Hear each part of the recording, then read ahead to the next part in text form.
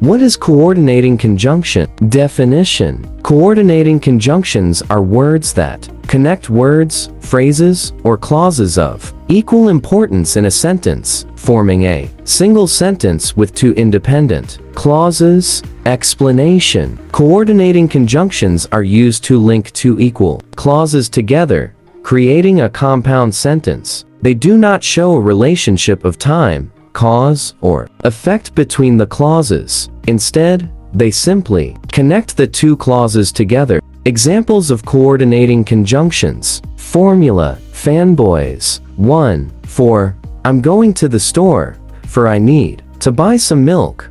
2.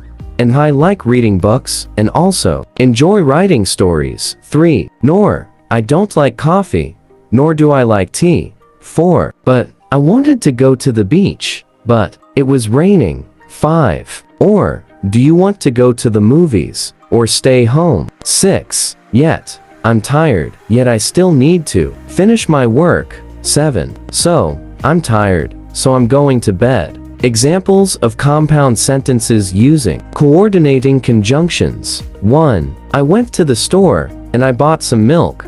2. She wanted to go to the party, but she had to stay home.